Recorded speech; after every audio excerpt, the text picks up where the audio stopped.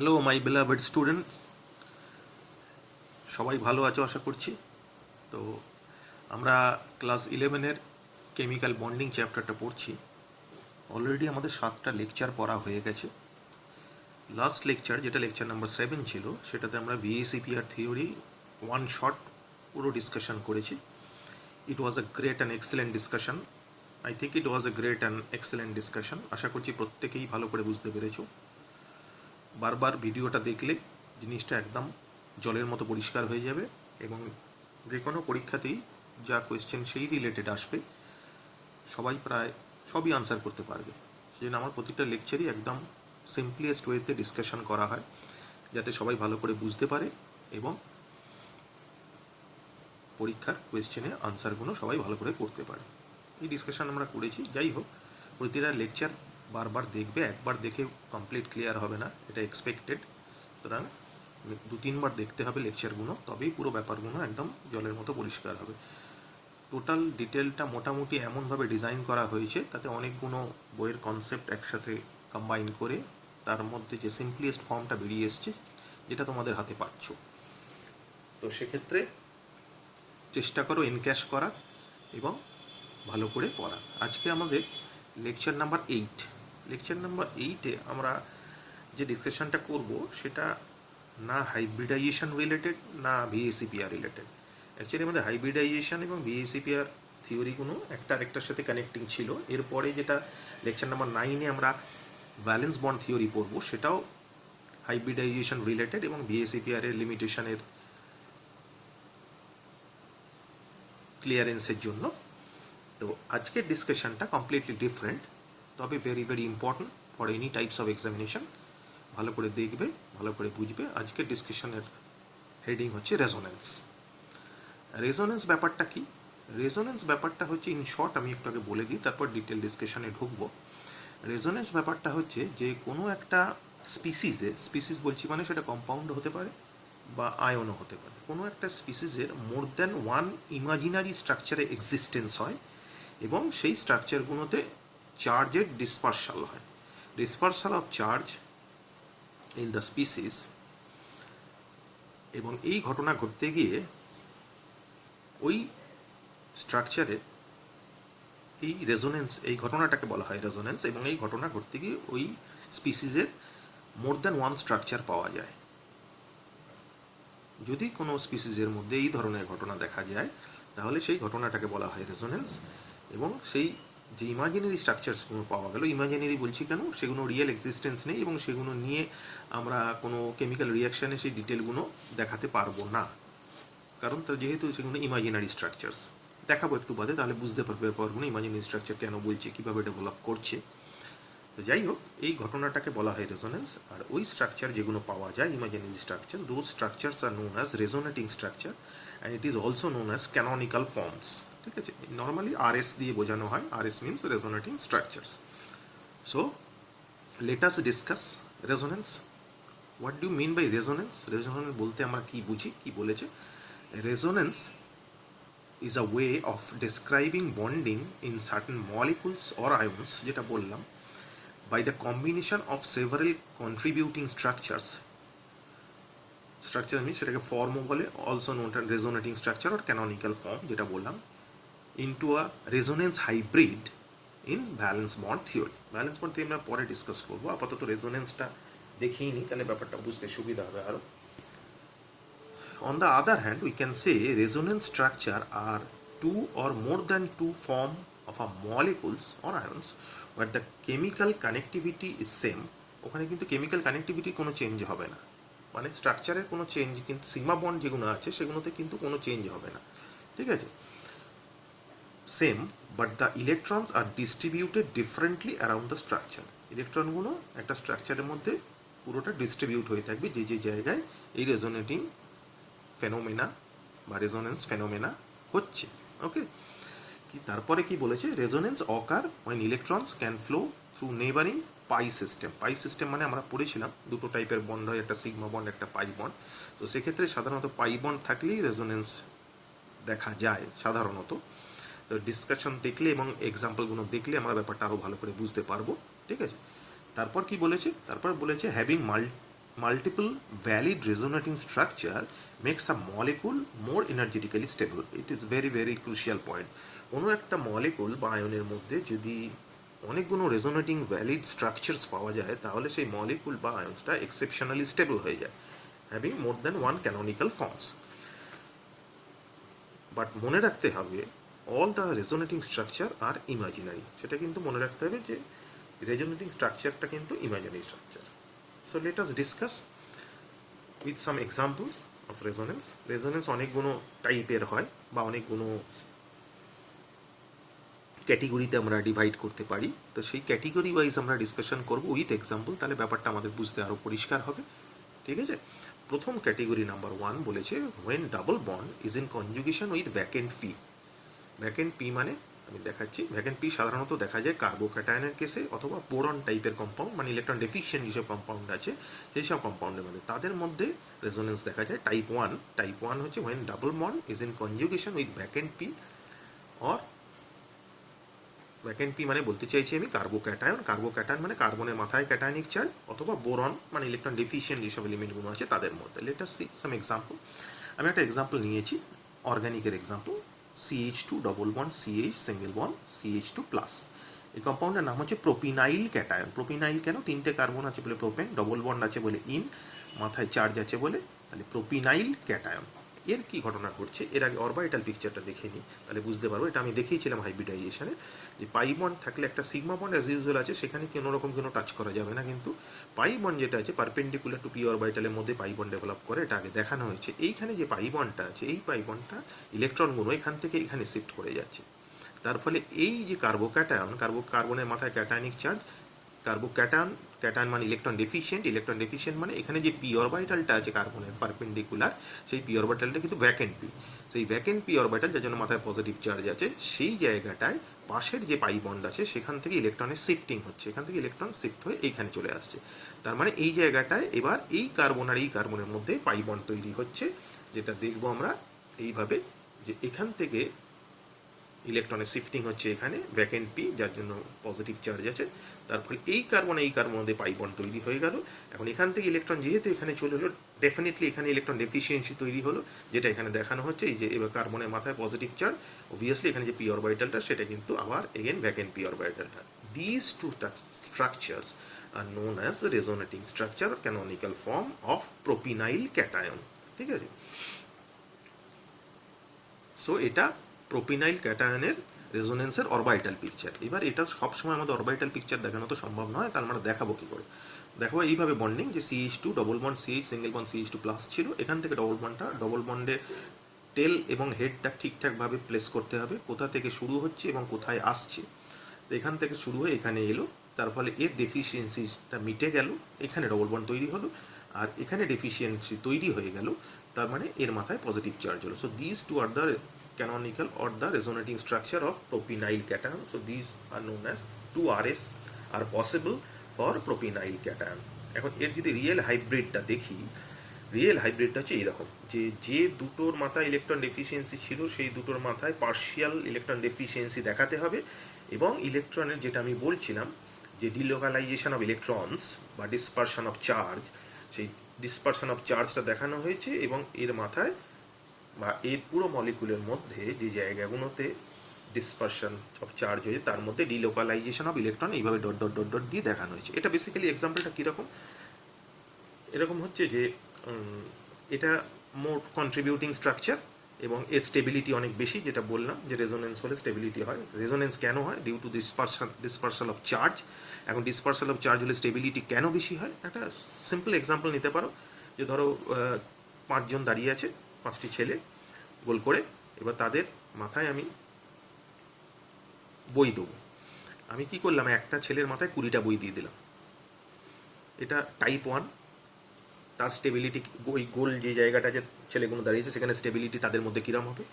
আরেকটা কী করলাম, যে ওই 20টা বই চারটে করে 5 জনকার মাথায় দিয়ে দিতাম, তাহলে কোনটায় স্টেবিলিটি বেশি হবে?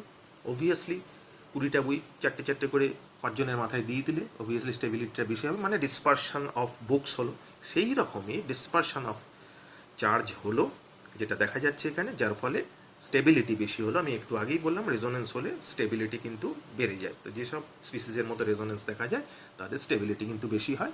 তো সেই কারণের জন্য রেজোনেন্সের ঘটনা ঘটে, এবং এখানে সেই রেজোনেন্স ঘটনা ঘটলো, কিন্তু খেয়াল রাখতে হবে সিগমা বন্ডের কিন্তু কোনো চেঞ্জেস আসবে না। এটা টাইপ 1। এবার টাইপ 2তে আসবো, যে আর কার কার মধ্যে কী কীভাবে রেজোনেন্স ঘটতে পারে। টাইপ 2তে হচ্ছে double bond is in conjugation with negative charge. Negative charge কার্বনের, আমরা বেসিক্যালি অর্গানিক মলিকুল দিয়ে এক্সাম্পল দেখাচ্ছি। তো কার্বনের মাথায় নেগেটিভ চার্জ মানে তাকে বলা হয় কার্বন আয়ন, সেটা লিখেছি। Late us see the example. এটা CH2 double bond CH single bond CH2 minus, ওটা ছিল প্রোপিনাইল ক্যাটায়ন, এটা হচ্ছে প্রোপিনাইল অ্যানায়ন। এবার অবভিয়াসলি দেখতে পাচ্ছি এইখানে যে নেগেটিভ চার্জ, এখানে যে দুটো ইলেকট্রন আছে, সেই ইলেকট্রন দুটো এখানে শিফট করলো, আর এইখানে ডবল বন্ডের যে পাই ইলেকট্রন ছিল সেটা এর মাথায় কার্বনে শিফট করলো। তাহলে এর মাথায় ডেফিনেটলি ইলেকট্রনের ডেন্সিটি বেড়ে গেল, যার জন্য নেগেটিভ চার্জ এলো, আর এই নেগেটিভ চার্জটা এখানে এসে ডবল বন্ড করলো। So this two are the canonical form of propenyl anion. So that's why 2RS is possible. What about the orbital picture? This be the orbital picture. Orbital pictureটা দেখলে ভালো করে বুঝতে পারবে। যে এইখানে পাই বন্ড ছিল সেটা লিখেছি, এইখানে কার্বন আগে যেরকম দেখানো হয়েছিল ভ্যাকেন্ট পি ছিল, এই যে ভ্যাকেন্ট পি, এখানে কিন্তু ভ্যাকেন্ট পি নয়, কারণ এখানে পিতে নেগেটিভ চার্জ মানে দুটো ইলেকট্রন আছে কিন্তু, ঠিক আছে। সো সেই দুটো ইলেকট্রন এখানে দিয়ে দিল, আর এখানে পাই বন্ডের যে ইলেকট্রন দুটো ছিল সেটা এইখানে চলে এলো। তার মানে এইটা এবার সিচুয়েশন দাঁড়ালো এইরকম, দুটো ইলেকট্রন মানে নেগেটিভ চার্জ, আর এই ইলেকট্রন দুটো এখানে এসে পাই বন্ড তৈরি করেছে, যেটা এটা। This be the orbital picture of this. Okay, পরিষ্কার? এটা টাইপ 2। টাইপ 2 যার মধ্যে রেজোনেন্স দেখা যায়। এবার আসছি টাইপ 3। টাইপ 3তে কি বলেছে? টাইপ 3তে বলেছে when double bond is in conjugation with half filled p orbital. Half fill p orbital মানে আগেরটা যেটা দেখলাম আমরা ওটা ছিল ফুল ফিল p orbital।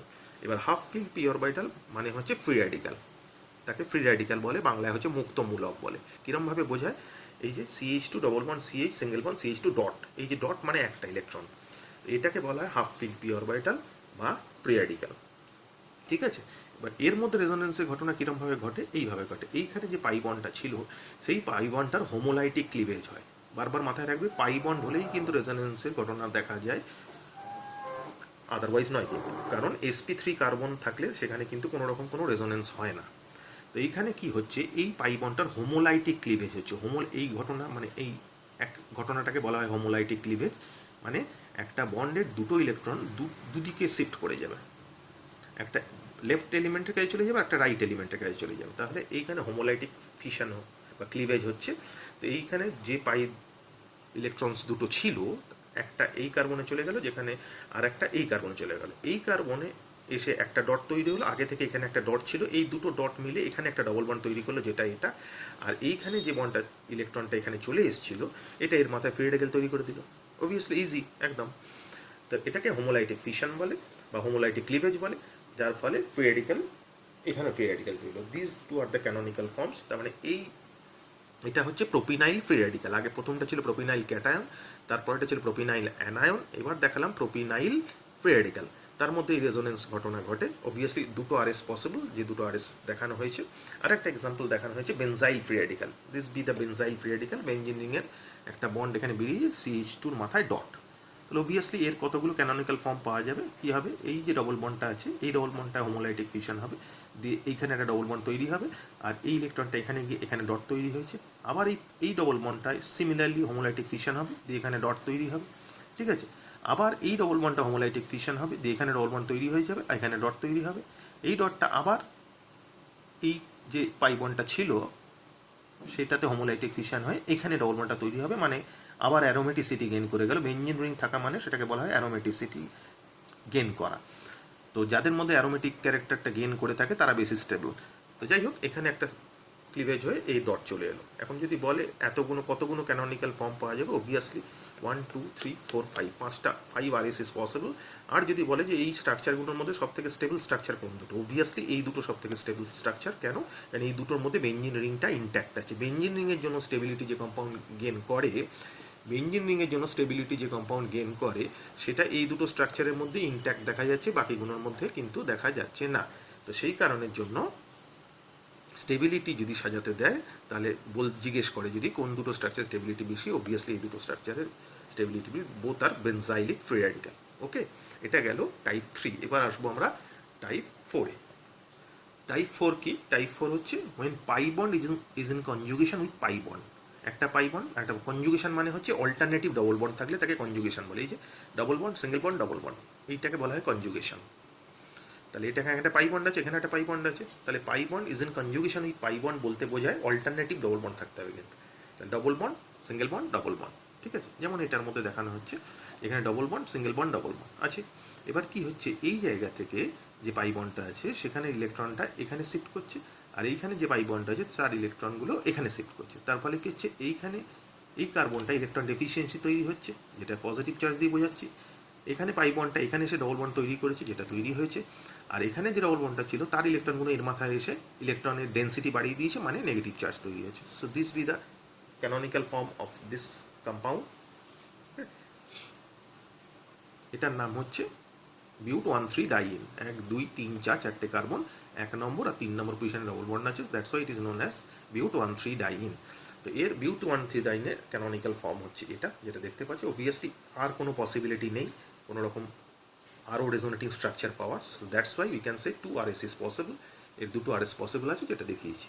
এটা গেল টাইপ নাম্বার 4। এবার টাইপ নাম্বার 5-এ যদি আসি, when positive charge মানে carbocation is in conjugation with lone pair. যেমন এখানে দেখিয়েছি, অক্সিজেনের লোন পেয়ার আছে, তার পাশে যে কার্বন আছে সেই কার্বনটা পজিটিভ চার্জ।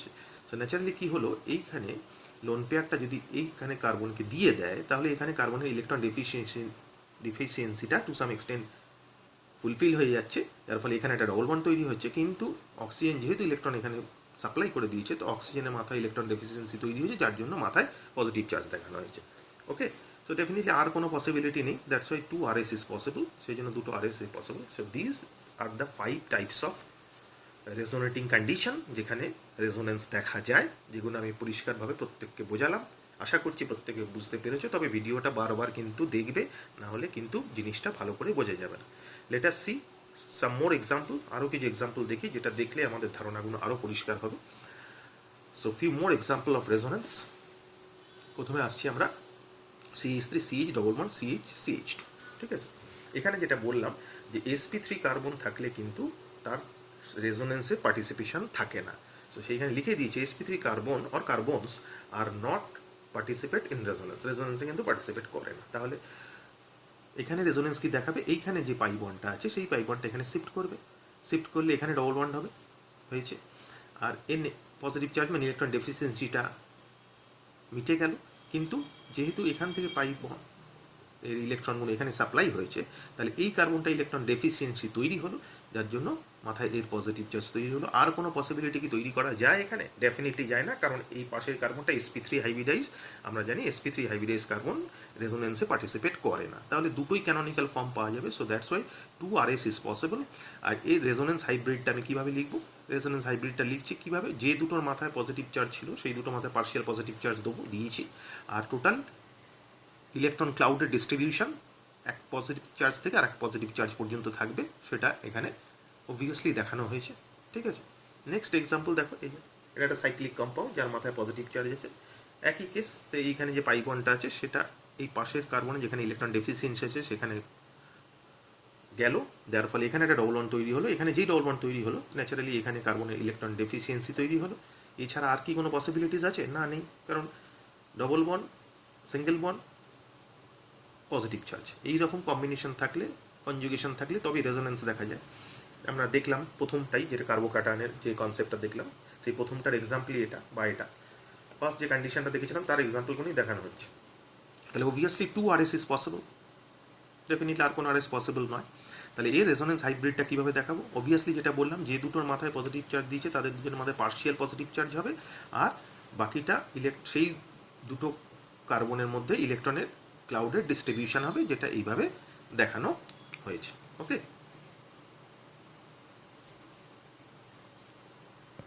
এবার আমরা আসছি আর একটা ইন্টারেস্টিং এক্সাম্পলে।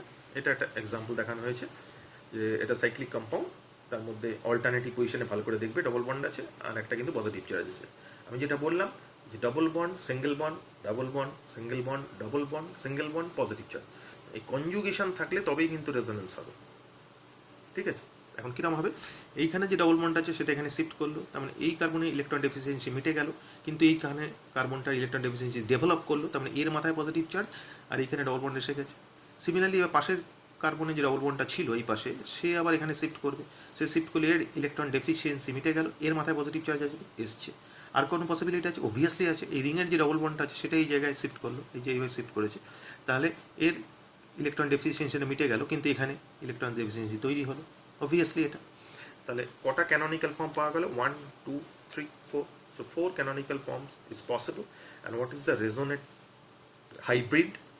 রেজোনেটিং হাইব্রিডটা কীরকম হবে? অবভিয়াসলি যে কোনোর মাথায় পজিটিভ চার্জ আমার ক্যানোনিক্যাল ফর্মগুলোতে এসেছিলো তাদের মাথায় পার্শিয়াল পজিটিভ চার্জ দেবো, আর সেই জায়গাগুলোতে পুরো লাস্ট পজিটিভ চার্জ থেকে ফার্স্ট পজিটিভ চার্জ পর্যন্ত ইলেকট্রন ক্লাউডের ডিস্ট্রিবিউশন থাকবে, যেটা দেখানো হয়েছে। এটা রেজোনেন্স হাইব্রিডের, অবভিয়াসলি পরিষ্কার, একদম ক্লিয়ার। নেক্সট আমরা আসছি, আগে একটা বেনজাইলিক আমরা ফ্রি রেডিক্যাল দেখেছিলাম, এবার বেনজাইলিক কার্বোক্যাটায়ন দেখছি। দিস বি দ্য বেনজাইলিক কার্বোক্যাটায়ন, বেনজিনের সঙ্গে যে কার্বনটা জুড়ে থাকে সেটা বেনজাইলিক কার্বন বলে, তার মাথায় পজিটিভ চার্জ আছে, তাহলে অবভিয়াসলি রেজোনেন্স হবেই। এই ডবল বন্ড এখানে শিফট করলো, তার ফলে এখানে ডবল বন্ড তৈরি হলো, এখানে পজিটিভ চার্জ, আবার একই এই ডবল বন্ড এখানে শিফট করলো, এখানে শিফট করলে এই জায়গাটা ডবল বন্ড হবে, যেটা হয়েছে এখানে কার্বনের ইলেকট্রন ডেফিসিয়েন্সি তৈরি হয়েছে, এখানে পজিটিভ চার্জ। আবার এই ডবল বন্ডটা অ্যারোর টেল আর হেডটা কিন্তু ঠিকভাবে দেবে, কোথা থেকে আসছে কোথায় আসছে। এখানে একটা পজিটিভ চার্জের ইলেকট্রন ডেফিসিয়েন্সি যেটা তৈরি হয়েছিল এটা মিটে গেল, কিন্তু এই জায়গাটায় আবার ইলেকট্রন ডেফিসিয়েন্সি তৈরি হলো। আবার এইখানে যে ডবল বন্ডটা ছিল সেটা এখানে শিফট করলো, তাহলে এর ইলেকট্রন ডেফিসিয়েন্সি মিটে গেল, কিন্তু এর ইলেকট্রন ডেফিসিয়েন্সি তৈরি হলো, কিন্তু এখানে বেনজিনিংটা ইনট্যাক্ট কিন্তু ফিরে এলো। তাহলে কটা রেজোনেটিং স্ট্রাকচার বা ক্যানোনিক্যাল ফর্ম পাওয়া গেল? 1 2 3 4 5। এর মধ্যে স্টেবিলিটি কোন দুটোতে বেশি বলতে পারো? হ্যাঁ, ঠিকই বলেছো, এই প্রথমটা আর লাস্টটা, কারণ এই দুটোর মধ্যে বেনজিন রিং ইনট্যাক্ট আছে, বাকিগুলোতে নেই। এই রেজোনেন্স হাইব্রিডটা কীরকম হবে? অবভিয়াসলি এরকম হবে, যে যে জায়গায় পজিটিভ চার্জ ছিল সেই জায়গায় পজিটিভ চার্জ দেওয়া হবে পার্শিয়াল, আর বাকি ইলেকট্রনের ক্লাউডের ডিস্ট্রিবিউশন সেইভাবে দেওয়া থাকবে, অবভিয়াসলি দেওয়া আছে, দেখতে পাচ্ছ। Let us see another organic example. Organic is very beautiful, ভালো করে বুঝতে পারলে আরও বিউটিফুল। তো this is cyclopropenyl cation, cyclic compound, 3টে কার্বনের, প্রোপেন, ডবল বন্ড আছে, তাহলে ইন যোগ হবে, তাহলে প্রোপিনের মাথায় ক্যাটায়নিক চার্জ, তো cyclopropenyl cation, this be the cyclopropenyl cation species. এবার কি হচ্ছে? এবার যেটা হচ্ছে সেটা হচ্ছে যে এই ডবল বন্ডটা এখানে শিফট করলো, এই যে, যার ফলে এখানে ইলেকট্রন ডেফিসিয়েন্সি তৈরি হলো।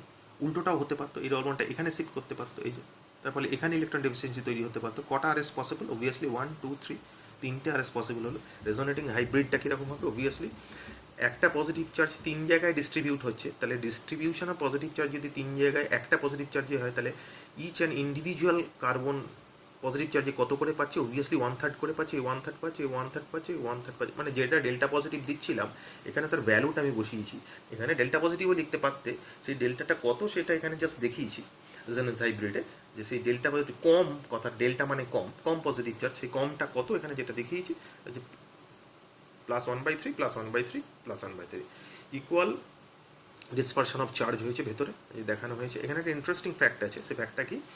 Equal dispersion of charge in a cyclic system produce aromatic compound. কোনো একটা সাইক্লিক সিস্টেমের মধ্যে, এটা মনে রাখবে, পরে যখন অর্গানিক পড়াবো ডিটেলে ডিসকাশন হবে আমাদের, অ্যারোমেটিসিটি আমাদের ক্লাস 11-এ আছে, তো সেখানে equal dispersion of charge in a cyclic compound যদি হয়, সেই কম্পাউন্ডের মধ্যে অ্যারোমেটিসিটি ডেভেলপ করে, আর অ্যারোমেটিসিটি ডেভেলপ করলে সেই কম্পাউন্ডের স্টেবিলিটি বা সেই স্পিসিসের স্টেবিলিটি অন্যান্য স্পিসিসের থেকে অনেক গুণ বেড়ে যায়, ঠিক আছে? যে জন্য বেঞ্জিন, একটু আগে বলছিলাম বেঞ্জিন ইজ হাইলি স্টেবল। এই দুটো স্ট্রাকচার কেন স্টেবল বলছিলাম, যে বেঞ্জিন রিংটা ইনট্যাক্ট আছে, মানে অ্যারোমেটিসিটি মানে বেঞ্জিন রিং আর কি, ঠিক আছে? বাকি ডিটেল ডিসকাশন অ্যারোমেটিসিটি আমরা যখন পড়বো অ্যারোমেটিসিটি তখন জানবো। So it's a aromatic cation, তার মানে এটা যেটা দাঁড়ালো এটা কিন্তু একটা aromatic cation, cyclopropenyl cation is an aromatic cation. Okay, so these are the very beautiful and different type of organic example where you have a phenomenon which is known as resonance in all the variety. ভালো করে ভিডিওটা দেখবে, বারবার বলছি, স্ট্রাকচারগুলো নিজে লিখে লিখে practice করবে, তবে ভালো করে কিন্তু বুঝতে পারবে। So let us see some inorganic example. Resonance in inorganic species. ওজন মলিকুলের মধ্যে রেজোনেন্স দেখা যায়, যেমন দেখানো হলো ওজন, এটা ওজনের ট্রায়াঙ্গুলার স্ট্রাকচার, তার মধ্যে এটা পজিটিভ চার্জ, এটা নেগেটিভ চার্জ, অল্টারনেটিভ দিতে পারি, এটা নেগেটিভ চার্জ, এটা পজিটিভ চার্জ, আর কোনো পসিবিলিটিস আছে? অবভিয়াসলি নেই। কার্বনেট আয়নের মধ্যে 3টে অক্সিজেন আছে, কার্বনের 4টে হাত, অক্সিজেনের 2টো হাত, দুটো নেগেটিভ চার্জ আছে। কীভাবে দেখাবো? Obviously carbon oxygen double bond, কার্বনের 4টে হাত হয়ে গেছে, এই অক্সিজেনটার ব্যালেন্স স্যাটিসফাই করে গেছে। সো অবভিয়াসলি বাকি দুটো অক্সিজেনের মধ্যে single bond with a negative charge, দুটো নেগেটিভ চার্জ ছিল। এবার এই প্যাটার্নটাই ঘুরিয়ে দাও, কটা পসিবিলিটিস হতে পারে? অবভিয়াসলি 3টে পসিবিলিটিস হতে পারে, 1 2 3। তাহলে এই 3টে কার্বনেট আয়নে রেজোনেন্স, পরীক্ষায় মাঝে মধ্যে লিখতে দেয় কিন্তু কার্বনেট আয়নে রেজোনেটিং গঠনগুলো লেখো। কার্বন ডাইঅক্সাইডের resonance, this be the carbon dioxide molecule. এবার এখানে কি হচ্ছে, এখানে এই রেজোনেটিং স্ট্রাকচারটা এটা দেখা যায়, আর কোনো পসিবিলিটি নেই। নাইট্রেট আয়নের রেজোনেন্স, এটা নাইট্রেট আয়ন, নাইট্রেট আয়নে নাইট্রোজেনের 5টা বন্ড হয়েছে, গ্রুপ 15 মেম্বার, তাহলে অক্সিজেনে এখানে স্যাটিসফাই করে গেছে, এই দুটোতে করেনি, নেগেটিভ চার্জ আছে। অবভিয়াসলি এই জিনিসটাকে অল্টারনেটিভভাবে ঘোরাও, কটা পসিবিলিটিস হতে পারে? যেমন কার্বনেটে দেখালাম 3টে পসিবিলিটিস হতে পারে। So you have 3 resonating form, 3 RS possible. Sulphur trioxide মলিকুলের রেজোনেন্স দেখতে হলে দেখতে পাচ্ছ, sulphur trioxide molecule resonating structure 1 2 3, এই ধরনের 3টে পসিবিলিটিসই হবে, সেটা হয়েছে। So this are the example of inorganic species where resonance occur. Okay, কিছু টেস্ট ইয়োরসেলফ কোয়েশ্চেন দিয়েছি, যেগুলো রেজোনেটিং স্ট্রাকচার তোমাকে নিজেকে লিখতে হবে, লিখে বোঝার চেষ্টা করতে হবে যে রেজোনেন্সের স্ট্রাকচারগুলো তুমি লিখতে পারছো কি না। ঠিক আছে, কয়েকটা অ্যাপ্লিকেশান আছে, সেই অ্যাপ্লিকেশানগুলো একটু দেখিয়ে নিই। অ্যাপ্লিকেশান হচ্ছে যে acetic acid CH3COOH is acetic acid. কেন অ্যাসিটিক অ্যাসিড হলো? তার কারণটা হচ্ছে এই CH3COOH will dissociate to produce CH3COO- আর H+। কোনো অ্যাসিড থেকে H+ বেরিয়ে গিয়ে যে স্পিসিসটা পাওয়া যায় সেটা বলা হয় তার কনজুগেট বেস বা অনুবন্ধী ক্ষার, এবং তার সাথে H+ তৈরি হয়েছে। এখন প্রশ্ন হচ্ছে এটা কেন পাওয়া যায়? এটা পাওয়া যায় তার কারণ হচ্ছে এই কম্পাউন্ডটা রেজোনেন্স স্টেবিলাইজেশন আছে। কি বলেছে? Conjugate base is stabilize through resonance. কীভাবে? এইভাবে obviously CH3C double bond O-, এটা ডবল বন্ড এটা O- হয়েছে, তাহলে উল্টোটাও হতে পারতো, এটা O-, এটা ডবল বন্ড। সো দুটো ইকুইভ্যালেন্ট RS, দুটো স্টেবিলিটি সেম, কারণ একই ধরনের bonding, two equivalent RS is possible. তো সেইখানে যেহেতু এ রেজোনেন্স ঘটছে, তার মানে এ স্টেবল, তাহলে এ চাইবে এটাতে আসতে, এটাতে আসতে চাইলে অবভিয়াসলি H+ ছাড়বে, সেই কারণের জন্য CH3COOH is known as acetic acid. এরপরে same example by phenol, this is phenol also known as carbolic acid. কেন কার্বলিক অ্যাসিড কেন বলা হয়? একই, এই ফেনল এই এইচটা ছেড়ে দিয়ে ফেনক্সাইড আয়ন তৈরি করছে, সঙ্গে H+ আয়ন। এখন এই ফেনক্সাইড আয়নটা ইজ স্টেবিলাইজ থ্রু রেজোনেন্স। কীভাবে রেজোনেন্স হয়? ফেনক্সাইড আয়নে লেখা আছে phenoxide ion is stabilize through resonance. কীভাবে রেজোনেন্স হয় দেখি একটু, let us see the resonance. এই যে নেগেটিভ চার্জটা এখানে এসে ডবল বন্ড করলো, এই ডবল বন্ডটা এখানে এসে নেগেটিভ চার্জ করলো, ঠিক আছে। আবার সেম ঘুরবে, ডবল বন্ডটা এখানে এসে নেগেটিভ চার্জ করলো, আর এই ডবল বন্ডটা এই নেগেটিভ চার্জটা এখানে এসে ডবল বন্ড করলো, আর ডবল বন্ডটা এখানে এসে নেগেটিভ চার্জ করলো, তাহলে অবভিয়াসলি এটা আবার এই নেগেটিভ চার্জটা এখানে এসে ডবল বন্ড করবে, ডবল বন্ডটা এখানে এসে নেগেটিভ চার্জ করবে, করেছে। আবার লাস্ট অপশন, নেগেটিভ চার্জটা এখানে এসে ডবল বন্ড করবে, এই ডবল বন্ডটা এর মাথায় ঘুরে গিয়ে নেগেটিভ চার্জ অক্সিজেনের মাথায় গিয়ে বসবে। ভালো করে লক্ষ্য করলে তো এই স্ট্রাকচারটাই ফিরে এলাম, শুধু ভেতরের ডবল বন্ডগুলো অল্টারনেটিভ পজিশনে চলে গেছে কিন্তু। সো অবভিয়াসলি কটা ক্যানোনিক্যাল ফর্ম পাওয়া গেল? 1 2 3 4 5, 5টা ক্যানোনিক্যাল ফর্ম পাওয়া গেলে, তখন রেজোনেন্স দেখা যায় ফেনক্সাইড আয়নে। So that's a phenoxide ion is stable, সেই কারণে ফেনল H+ ছেড়ে দিয়ে ফেনক্সাইড আয়নে আসে ফর গেটিং স্টেবিলিটি, সেই কারণে phenol is acidic and also known as carbolic acid. Again এই স্ট্রাকচারগুলোর মধ্যে কোনটা স্টেবল সব থেকে বেশি যদি জিজ্ঞেস করে, অবভিয়াসলি এটা আর এটা, এই দুটো স্ট্রাকচার সব থেকে স্টেবল। কেন? বেঞ্জিন রিংটা ইন্ট্যাক্ট আছে, বেঞ্জিনের জন্য যে স্টেবিলিটি সেটা এই দুটোর মধ্যেই দেখা যাচ্ছে, বাকিগুলোর মধ্যে বেঞ্জিন রিং নেই, যার জন্য সেই স্টেবিলিটিটা দেখা যাচ্ছে না অবভিয়াসলি। ওকে, আরেকটা পয়েন্ট যেটা আমি রেজোনেন্সের প্রথম পয়েন্টে বলেছিলাম, when the double bond is in conjugation with vacant পিতে বলেছিলাম carbocation or boron types compound, মানে ইলেকট্রন ডেফিশিয়েন্ট যে কম্পাউন্ড আছে। তো কার্বোক্যাটায়নের ডিটেলগুলো এখানে ডিসকাস করে দিয়েছিলাম, কিন্তু বোরনেরটা করিনি। So let us discuss boron. আমরা যে কম্পাউন্ডটা নিয়েছি সেটা হচ্ছে CH2 double bond CH single bond BH2, এটা একটা বোরন টাইপের কম্পাউন্ড, ঠিক আছে। এর অরবিটাল পিকচারটা দেখি, অবভিয়াসলি সবাই সুন্দর করে লিখতেই পারবে। এখানে ডবল বন্ড আছে মানে পাই বন্ডটা দেখাবো এইভাবে, আর এখানে বোরনটা ইলেকট্রন ডেফিশিয়েন্ট স্পিসিস, মানে এর পি অরবিটালটা ভ্যাকেন্ট আছে, যে দেখিয়েছি। অবভিয়াসলি আগের মতোই একই কেস, এখান থেকে পাই বন্ডের যে ইলেকট্রন দুটো সেই দুটো এখানে শিফট করবে, তারপরে বোরন আর এই কার্বনের মাথায় বন্ড তৈরি হবে ডবল বন্ড। আর বোরন যেহেতু ইলেকট্রন ডেফিশিয়েন্ট ইলেকট্রন পেয়ে গেল বলে বোরনের মাথায় নেগেটিভ চার্জ এলো, যেটা দেখালাম। তাহলে আর কোনো পসিবিলিটিস আছে কি? এই দুটো ছাড়া অবভিয়াসলি নেই। তাহলে কটা ক্যানোনিক্যাল ফর্ম পসিবল? অবভিয়াসলি দুটো ক্যানোনিক্যাল ফর্ম পসিবল। এটা অরবিটাল পিকচার। নর্মাল যেটা দেখি সেটা হচ্ছে যে এই যেটা এখানে ডবল বন্ডটা এখানে এলো, তার ফলে এর মাথায় ইলেকট্রন ডেফিসিয়েন্সি হলো, যার জন্য পজিটিভ চার্জ। বোরনের ইলেকট্রন ডেন্সিটি বাড়লো, বোরনের মাথায় নেগেটিভ চার্জ, এখানে ডবল বন্ড তৈরি হয়েছে। What about resonance hybrid? This be the resonance hybrid, যে দুটোর মধ্যে চার্জ এসছে, এটা পজিটিভ চার্জ, এটা নেগেটিভ চার্জ, আর ইলেকট্রন ক্লাউডের ডিস্ট্রিবিউশন এইভাবে থাকবে। এখন প্রশ্ন হচ্ছে যে আমরা যখন এইটা সব থেকে কন্ট্রিবিউটিং স্ট্রাকচার, সব থেকে স্টেবল স্ট্রাকচার, তাহলে এইটা সবসময় আমরা লিখি না কেন? তার কারণ হচ্ছে এই ধরনের স্ট্রাকচার লিখে কেমিক্যাল রিয়াকশান এক্সপ্লেন করার কোনো রকম থিওরি এখনও পর্যন্ত আবিষ্কার হয়নি। তো সেই জন্য আমরা নর্মাল বন্ড যেগুলো আছে সেই বন্ডগুলো দিয়েই রিয়াকশান লিখি, এবং সেই থিওরিটাই আমাদের কাছে আছে। কিন্তু আর একটা কথা যেটা, সেটা হচ্ছে আমি বললাম রেজোনেটিং স্ট্রাকচারগুলো কিন্তু ইমাজিনারি স্ট্রাকচার, ঠিক আছে? সেগুলোকে সেপারেশন বা আইসোলেশন করা কিন্তু কোনোদিনই পসিবল নয়, because those are imaginary structure. আর যেটা বললাম, এই ধরনের স্ট্রাকচার নিয়ে আমরা রিয়াকশান বা লিখি না কেন? কারণ এই ধরনের স্ট্রাকচার নিয়ে রিয়াকশান লেখার বা রিয়াকশান এক্সপ্লেন করার কোনো রকম থিওরি কিন্তু এখনও পর্যন্ত আবিষ্কার হয়নি। তার জন্য আমরা নর্মাল বন্ড দিয়ে এই কাজগুলো করি। আর রেজোনেন্সের ক্ষেত্রে কিন্তু সিগমা বন্ডের কোনো রকম কোনো চেঞ্জেস আসবে না, মাদার মলিকুলের কোনো রকম কিন্তু বন্ডিংয়ের চেঞ্জেস আসবে না। শুধুমাত্র ইলেকট্রন ক্লাউডের ডিস্ট্রিবিউশন আর চার্জ সেপারেশন থাকবে, dispersal of charge and distribution or electron cloud, distribution of electron cloud হবে। এই দুটো মাথায় রাখতে হবে। So this is all about resonance. আশা করছি প্রত্যেকের ভালো লেগেছে, ভালো করে বুঝতে পেরেছো। ওকে, ভিডিওটা বারবার দেখবে, তবে কনসেপ্টগুলো কিন্তু ভালো করে ক্লিয়ার হবে। Thank you.